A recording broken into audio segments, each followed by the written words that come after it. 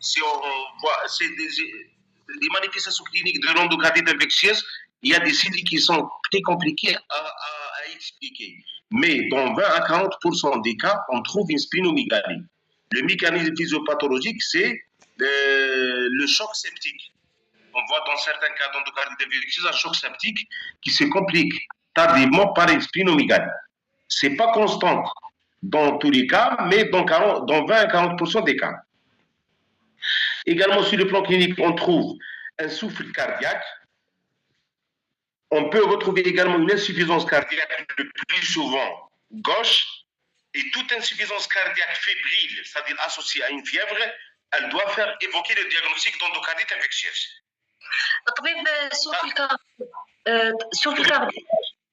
Souffle cardiaque parce que la localisation de la bactérie, c'est au niveau des valves. Il y a une atteinte des valves. Donc les valves, elles deviennent non étanches. Et lorsqu'elles se ferment... إذا كانت عندي فالفولوباتي existant. Très existant, oui.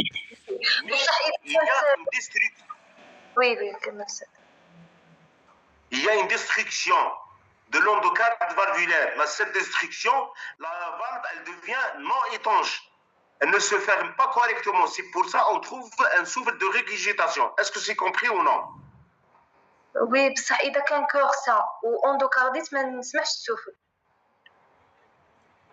Dans l'endocardite sur cœur sain, oui. Mais lorsqu'il y a une localisation au niveau de la valve, même si le patient il n'a pas avant une cardiopathie valvulaire, il n'a pas de valvulopathie, mais on peut trouver une destruction de cette valve. On peut trouver un souffle de régurgitation. C'est pas une condition. Oui. Les complications. Est-ce que c'est compris ou non?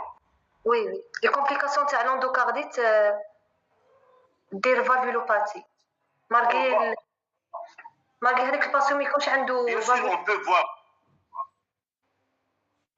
on peut voir une insuffisance aortique, on peut trouver une insuffisance mitrale, d'accord? On peut trouver un abcès de la valve, on peut trouver une fistule, c'est-à-dire l'endocarde, on va trouver une communication entre les deux ventricules.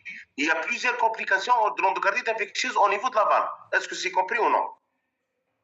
Oui, c'est.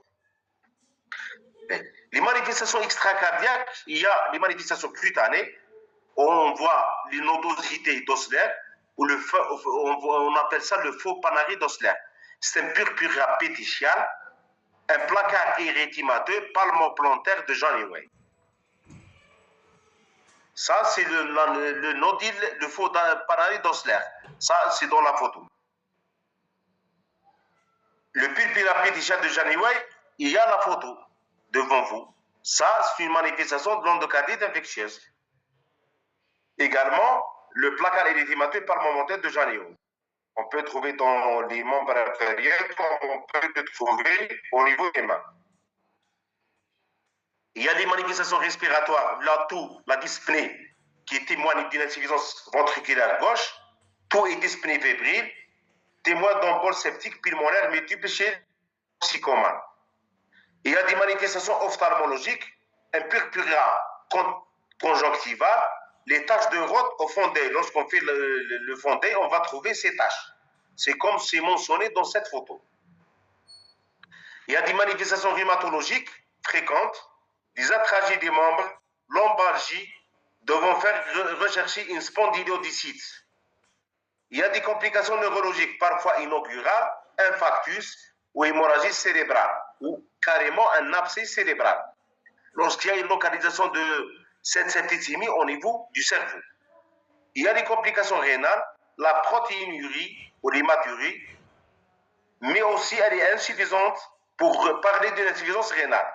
Donc, il y a plusieurs causes de l'insuffisance rénale dans le cadre de l'endocardite infectieuse, la néphrotoxicité des antibiotiques ou les embolies septiques, c'est-à-dire la migration de cette inoculation bactérienne au niveau des reins.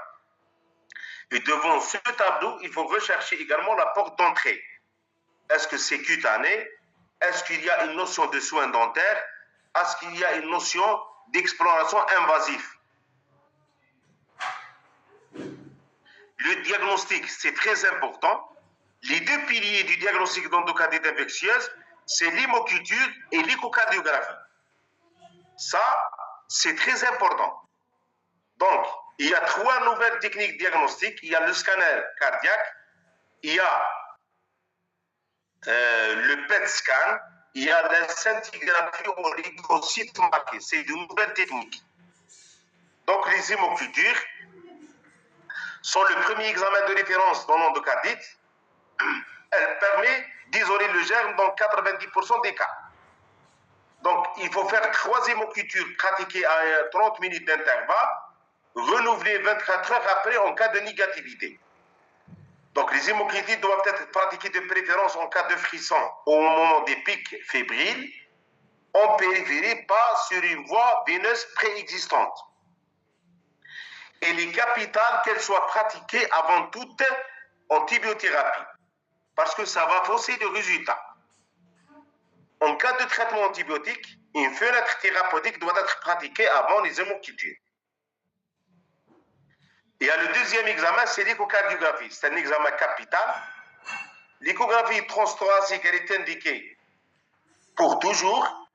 Et l'échographie transœsophagienne, ETU, elle est systématique en cas d'échographie transthoracique positive ou d'échographie transthoracique négative avec suspicion clinique forte d'endocardite.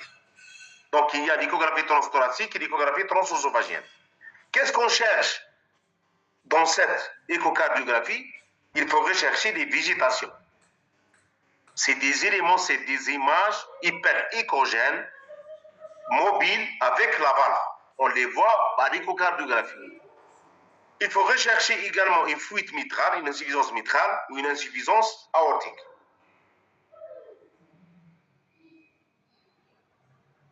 Donc, elle permet d'apprécier le mécanisme des lésions.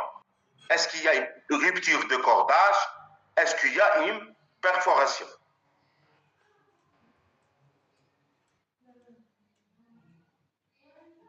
Apprécier le retentissement des dégâts valvulaires. Est-ce qu'il y a une dilatation du ventricule gauche, une dysfonction du ventricule gauche ou une hypertension artérielle pulmonaire?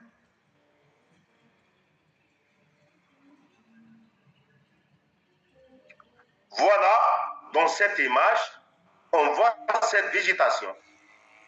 Voilà, c'est une image qui est liée aux feuilles valvulaires. Ça, c'est une image d'une végétation. الصدر يتبان كيما ترومبوس.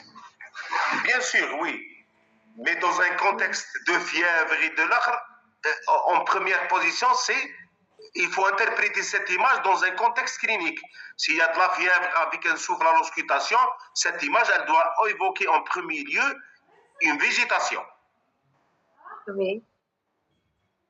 طبيب إذا كانت أيام مينيم قادر دير اندوكارديت ولا لازم Bien sûr, elle peut se compliquer d'une endocardite infectieuse. Même si le sujet sain, qui n'a pas d'insuffisance mitrale ou d'insuffisance aortique, il peut se compliquer d'une endocardite infectieuse. C'est pas obligatoire. L'insuffisance aortique ou l'insuffisance mitrale doit être importante pour se compliquer d'une endocardite infectieuse. Une insuffisance mitrale minière, elle peut se compliquer d'une endocardite infectieuse. D'accord. Il y a également le scanner cardiaque, il ne faut pas rentrer dans les détails. Il y a le PET scan, il y a la scintigraphie au leucocyte marqué. Il ne faut pas rentrer dans les détails. Le bilan biologique standard qui est demandé systématiquement chez un patient qui a une endocardite infectieuse, une glycémie, un bilan rénal et hépatique, un ionogramme, bandelette urinaire avec plus ou moins une protéinurie de 24 heures.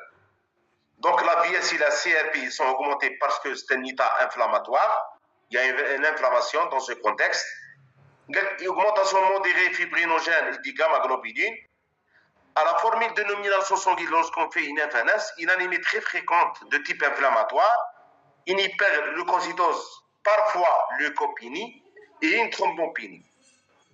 Les examens immunologiques qui sont demandés, chute du complément total et de ses fractions C3, la fausse sérologie de syphilis, existence du facteur hématoïde, présence d'humains complexes. Donc, les sérologies HIV, les sérologies d'hépatite B et C sont demandées chez les sujets toxicomanes. Il faut demander un fondé à la recherche des nodules de Rod qu'on a vu qu'on a vu dans les premières slides. Rechercher une candidose vitrienne chez les toxicomanes. La radiographie de thorax, elle est demandée pour rechercher des signes d'insuffisance cardiaque. Et le CG, il est demandé d'une manière quotidienne. Pourquoi? Pour trouver est-ce qu'il y a un trouble de conduction, un bloc auriculo-ventriculaire, un BAV. Parce que ce BAV, il témoigne un abcès, une complication d'endocardite qui est l'abcès de l'anneau. Donc, il faut vraiment demander canal cérébral et thoracro-abdominopelvien à la recherche d'embolie infraclinique et sans oublier la recherche de la porte d'entrée, c'est-à-dire la porte d'entrée de cette septicémie. Il est suivi un panoramique dentaire à la recherche de carie dentaire, radiographie des sinus, consultation ORL et estomac. Quels sont les critères diagnostiques d'endocardite infectieuse? Il y a les critères de Duc. Ça, il faut les apprendre par cœur. Il y a les critères majeurs, si l'hémoculture est positive, ou une imagerie en faveur d'endocardite infectieuse. C'est-à-dire si on trouve une végétation, une image qui est liée à la végétation, une végétation ou un abcès, ou une fistule intracardiaque, ou des insertions partielles d'une prothèse valvulaire. Ça, il faut les apprendre. Les critères majeurs, c'est l'hémoculture positive et c'est l'imagerie échographique en faveur de l'endocardite infectieuse, c'est-à-dire la recherche de végétation. Il y a également les critères mineurs, la prédisposition. Est-ce qu'il y a une atteinte cardiaque prédisposante ou une toxicomanie par voie intravéneuse? Est-ce qu'il y a une température supérieure ou égale à 38 degrés? Est-ce qu'il y a des phénomènes vasculaires détectés uniquement par un examen d'imagerie, embolie artérielle, infarctus pulmonaire, anévrisme mycotique, hémorragie intrarétinienne? Est-ce qu'il y a un phénomène immunologique, c'est-à-dire une glomérulonéphrite, l'inodicité d'Osler au fond d'œil, les taches de Rod, un facteur hématoïde? Le faux panarie d'Osler, les taches de Rod au fond d'œil, les facteurs hématoïdes. Donc, est-ce qu'il y a une évidence microbiologique, c'est-à-dire une hémoculture positive, mais ne réunissons pas les critères majeurs ci-dessus? Ça, les critères majeurs et les critères mineurs, il faut les apprendre par cœur. Ça, parce qu'ils sont les piliers du diagnostic d'endocardite infectieuse. Et également, on va voir une endocardite certaine, quand est-ce qu'on parle d'une endocardite certaine? Il y a deux critères majeurs, ou un critère majeur et trois critères mineurs, ou 5 critères mineurs. L'endocardite infectieuse, elle est possible s'il y a un critère majeur et un critère mineur, ou 3 critères mineurs. Et l'endocardite infectieuse, le diagnostic d'endocardite infectieuse, elle est exclue s'il n'y a pas ces critères majeurs et mineurs. Tout simplement. Quelles sont les complications de l'endocardite infectieuse? Il y a les complications cardiaques, l'insuffisance cardiaque et ou l'œdème aigu du poumon. Il y a l'extension locale d'infection abcès de l'anneau, aortique ou mitral, infiltration de la paroi aortique, faux anévrisme, qui nécessite une intervention chirurgicale en urgence. Il y a également des complications cardiaques, des troubles conductifs. L'apparition des troubles de la conduction auriculo-ventriculaire, elle fait suspecter la présence d'un abcès du septum. Le traitement chirurgical, il s'impose en urgence. Il y a les troubles du rythme ventriculaire. En général, ils sont en rapport avec des abcès myocardiques. Il y a l'abcès myocardique, c'est une complication cardiaque la plus grave, secondaire à des embolies coronaires, il survient surtout en cas d'infection par staphylocoque doré ou entérocoque. Il y a également les péricardites et les myocardites, c'est des complications rares dont la pathogénie est mal connue. Donc le mécanisme physiopathologique dans ce cas, il est mal élucidé. Il y a des rechutes si les lésions ne sont pas complètement stérilisées, traitement antibiotique insuffisant. Il y a les complications infectieuses, elles sont surtout au premier plan en cas d'endocardite infectieuse aiguë à germe virulent où le risque de choc septique est important. Il y a également les complications emboliques. On a parlé de la complication cardiaque, complications infectieuses, il y a les complications emboliques. La complication embolique, c'est la complication extracardiaque la plus fréquente. Donc le risque dépend de la taille des végétations. Elles peuvent toucher tous les viscères, cerveau, entraînant un accident vasculaire cérébral, la rate, le rein, le mésentère, ainsi que les articulations et sont responsables de localisations infectieuses secondaires pouvant entraîner des pyélonéphrite, des spondylodécites, des arthrites, des méningites, des abscesses cliniques avec risque de rupture. Donc, ils sont plus fréquents au début de l'évolution d'endocardite.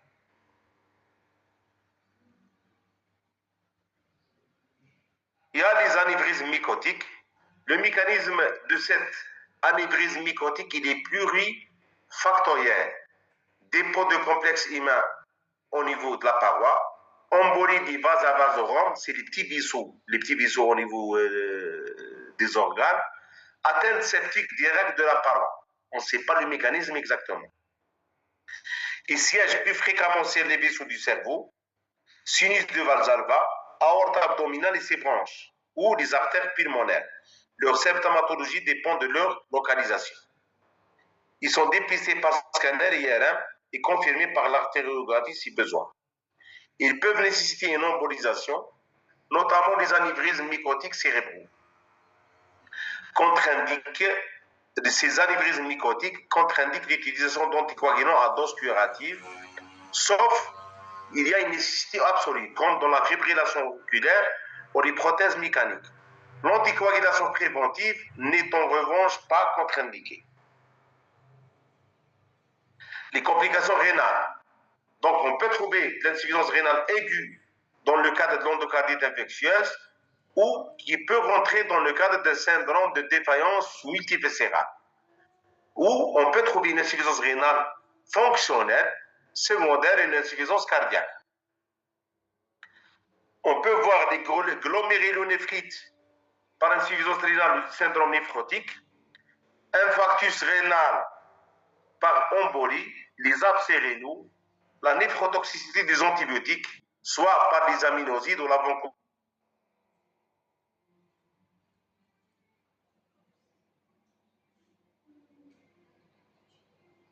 et ont entraîné une insuffisance rénale. Donc, les complications neurologiques surviennent dans 30% des cas des endocardites. On peut trouver des AVC ischémiques par embolie septique avec risque de transformation hémorragique secondaire.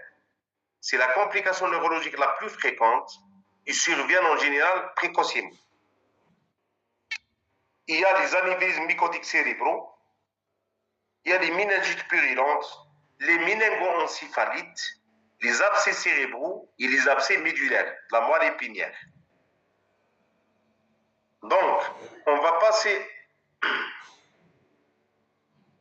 les formes cliniques, il ne faut pas rentrer dans les détails, c'est peu. Donc, vous pouvez ne pas lire, il faut juste lire à titre de lecture. Il ne faut pas baser sur les formes cliniques d'endocardite infectieuse. Le traitement, il y a des mesures générales, il y a l'hospitalisation en unité de soins intensifs cardiologiques ou en réanimation dans les formes sévères. Il ne faut pas oublier de traiter la porte d'entrée. S'il y a un tableau de l'insuffisance cardiaque, il faut traiter l'insuffisance cardiaque par les diurétiques et vasodilatateurs. Il y a une contre-indication du traitement anticoagulant à dose curative, sauf nécessité absolue. Par exemple, une prothèse mécanique. Des prothèses mécaniques, on ne peut pas arrêter les anticoagulants. أستاذ إذا كانت associée avec fibrillation atriale. Bien sûr, lorsqu'il y a une fibrillation atriale ou une prothèse mécanique, on ne peut pas arrêter les traitements anticoagulants. On court ce risque, légal, mais oui, il faut éviter au maximum, sauf s'il y a une nécessité absolue. On peut utiliser l'anticoagulation préventive avec une surveillance clinique. On surveille le patient cliniquement par une courbe thermique. On fait une courbe thermique par la mesure de la pression artérielle, par l'auscultation du souffle et la recherche des rares crépitants qui sont signes de l'insuffisance cardiaque gauche. La surveillance biologique par la CRP et la formule de numération sanguine, on voit est-ce que cette CRP, elle va rentrer dans l'ordre ou non. Il y a la surveillance bactériologique par la pratique des hémocultures. Les hémocultures doivent se négativer pour s'assurer de l'efficacité du traitement. Il y a l'ECG quotidien parce qu'il y a un risque de bloc auriculoventriculaire qui évoque un abcès du septum interventriculaire, donc il est obligatoire. Il faut également pas oublier à répéter les échographies transthoraciques et transœsophagiennes en cas d'aggravation. الطبيب بياض réversible ou irréversible? Généralement, c'est irréversible, ça dû à un abcès du septum. Dans ce cas, le traitement il est chirurgical. L'endocardite, c'est pas les antibiotiques, c'est la chirurgie. Donc c'est une complication très grave. C'est pour ça qu'il faut demander des ECG quotidiens chaque jour. تسمى لازم يدير pacemaker en cas de BAV. Bien sûr qu'on يدير un BAV, لازم donc traitement chirurgical de l'endocardite infectieuse avec une stimulation cardiaque, bien sûr, par un pacemaker. Le traitement antibiotique, l'antibiothérapie, elle doit être, si possible, débutée une fois le germe identifié. Il ne faut pas entamer l'antibiothérapie avant de faire des hémocultures, parce que si on entame l'antibiothérapie, ça va fausser les hémocultures, dire aux hémocultures sont négatives, alors que le germe, il est dans le sang. Dans ce cas, il faut faire les hémocultures avant de débuter généralement les antibiotiques. L'antibiothérapie, elle doit être bactéricide à forte dose. Il ne faut pas utiliser les antibiotiques bactériostatiques. Il faut également utiliser plutôt les antibiotiques bactéricides à forte dose. Donc, elle doit comporter une association synergique d'antibiotiques, c'est-à-dire des antibiotiques qui potentialisent les deux actions. Il faut une synergie, c'est-à-dire qu'il y a une synergie d'action des deux antibiotiques administrée en voie intravéneuse, pas par voie orale, par voie parentérale intravéneuse, et l'antibiothérapie doit être prolongée 4 à 6 semaines. Ça, il faut les apprendre par cœur. Le traitement chirurgical, il y a 3 indications. Soit l'insuffisance cardiaque, c'est-à-dire une indication hémodynamique. Il y a l'indication infectieuse, infection non contrôlée, ou s'il y a des complications thromboemboliques. Il y a 3 timings possibles. Extrême urgence dans les 24 heures, urgence dans les premiers jours et non urgente après au moins 1 à 2 semaines d'antibiothérapie. Les indications. Il y a l'insuffisance cardiaque, l'endocardite infectieuse aortico-mitrale avec un œdème aigu du poumon réfractaire ou à un choc cardiogénique, c'est-à-dire si on utilise les médicaments, mais cet OAP, il est réfractaire, c'est-à-dire il persiste toujours. Dans ce cas, c'est une indication à la chirurgie. Lorsqu'il y a une insuffisance endocardite infectieuse aortico-mitrale avec insuffisance cardiaque avec signe de mauvaise tolérance hémodynamique. Donc l'indication dans ce cas, elle est urgente. Les infections non contrôlées, c'est des infections locales non contrôlées avec la survenue d'un abcès, infoanévrisme, végétation qui augmente de taille sous antibiotiques. C'est une indication urgente au traitement chirurgical.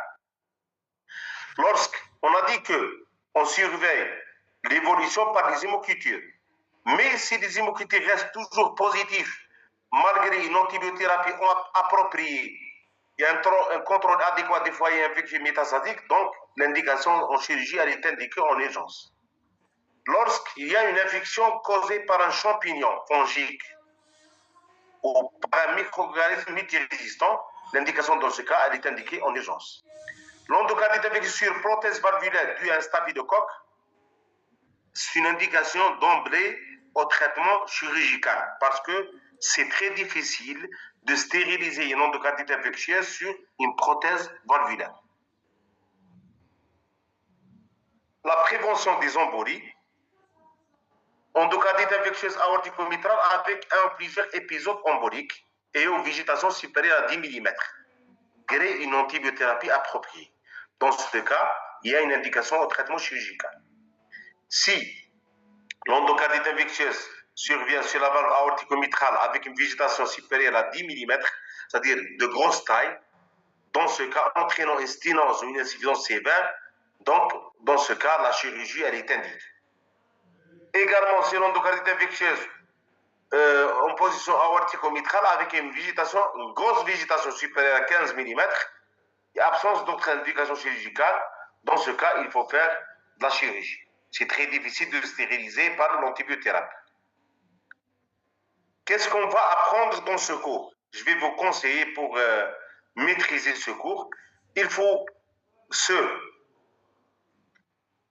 savoir la définition, c'est quoi une endocardite infectieuse. Il faut savoir que c'est une maladie qui est très grave et très mortelle. Il y a des cardiopathies à risque de développer une endocardite. Il faut apprendre ce tableau.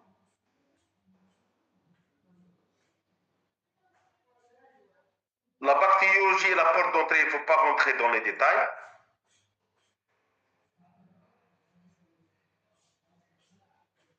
Les manifestations cliniques, il faut les apprendre par cœur. Le syndrome infectieux, les signes cardiaques, les signes extracardiaques, il faut les apprendre. Également, les manifestations rhumatologiques, neurologiques, rénales, c'est le tableau clinique de l'endocardite. Il faut l'apprendre. Le diagnostic, c'est ça le plus important dans le cours. Il faut savoir les deux piliers du diagnostic, c'est la biologie, les hémocultures et l'échocardiographie à la recherche des végétations. Il faut juste savoir les 3 nouvelles techniques d'imagerie, le scanner cardiaque, le PET scan, il ne faut pas rentrer dans les détails. Les hémocultures, il faut apprendre les conditions de faire des hémocultures. L'échographie à la recherche de végétation. Et également, il faut savoir les complications, les critères de Duc. C'est les critères diagnostiques de Duc. C'est très important de les apprendre.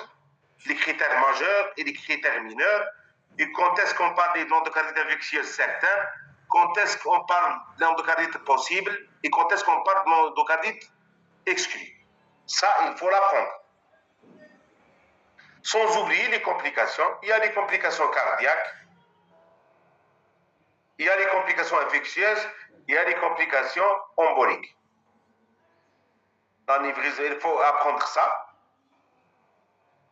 Les formes cliniques, il ne faut pas les apprendre, il faut juste les lire. Et le traitement, il faut apprendre les conditions du traitement avec la surveillance. Quand est-ce qu'on indique le traitement antibiotique et quand est-ce qu'on indique le traitement chirurgical. Il faut apprendre ça. Est-ce qu'il y a une question?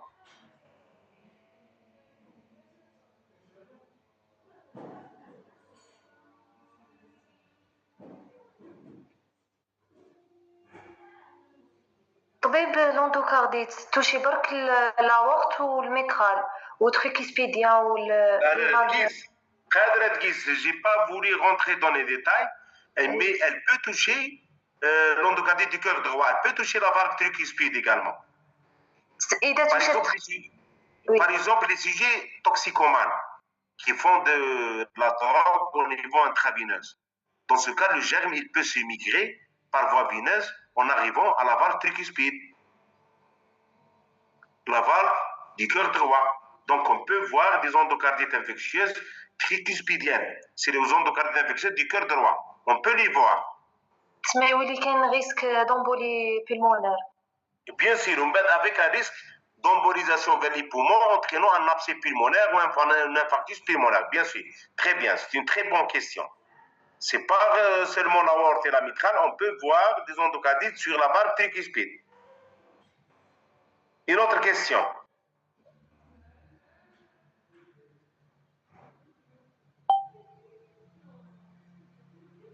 Est-ce qu'il y a d'autres questions?